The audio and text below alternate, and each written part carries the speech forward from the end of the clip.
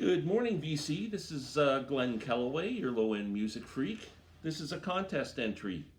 I'm entering a contest for Miranda Holter.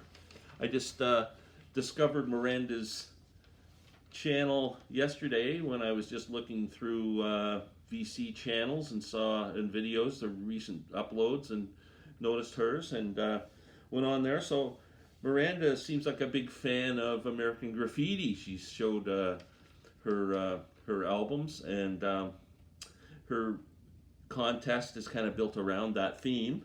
The contest is called "Where Were You in '62?" So there were 4 parts, I think, to the contest. Let me go through them here. Show a record or CD from an artist who was on the soundtrack. Number 2, show a record from 1962, where the movie was based, and or 73 from the year the movie was released. 3, where were you in 1962? 4, your favorite track from the soundtrack album. And 5, add a track to the album. So thanks, Miranda, for putting on the contest. Really appreciate it. Love what I've seen of your channel so far.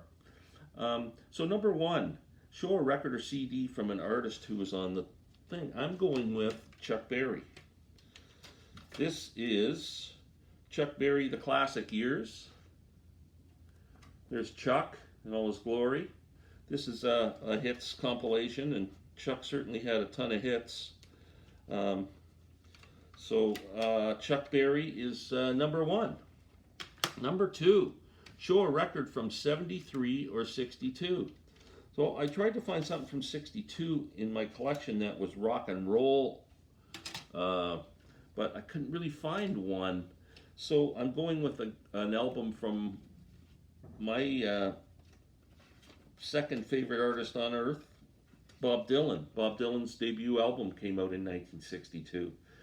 He also recorded his next album, Freewheelin', in 62, but I'm not sure if Freewheelin' was released in 62 or early 63. But anyway, this album was definitely released in 1962. And I guess the closest thing we have to rock and roll on this album is his version of House of the Rising Sun, which the Animals had the great hit of in 1964. So Bob Dylan is my album for 1962. Third question, where were you in 1962? So in 1962, I was 9 years old, growing up in Toronto, Canada. Being a fan of music and passionate about music from the cradle, I just can't remember a day of my life when I didn't love music.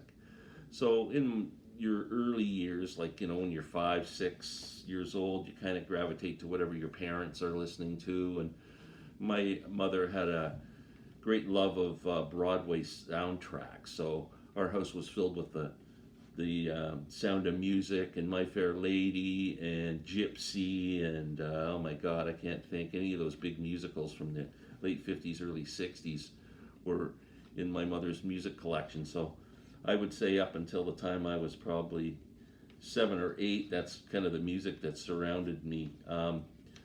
When in 1961, 62, I'm going to say 62 for sure, I really started to get interested in the pop charts. So I was trying to think of songs that and artists that really appealed to me when I was young. One was Gene Pitney. I loved the song "Town Without Pity," which is from 1962. Beach Boys started to get some hits in '62. Surfin' Safari. So they were a fun listen. The Four Seasons. Sherry, I can't think of other songs they released in '62. Locomotion by Little Eva was a favorite. So '62 was a year, I think, that was probably my first real heavy year of listening to top 40 radio. Then '64, all hell broke loose when the Beatles invaded North America. So '62, I was 9 years old, digging the tunes on AM radio. Number 4, fave track from the soundtrack. One of my favorite bands to listen to, Booker T and the MGs. And my favorite song on that soundtrack is Green Onions, the instrumental. Love it. Love Booker T. Number 5, if I could add a track to that, I'm going to add a track from an album, from an artist that the song was released in '62.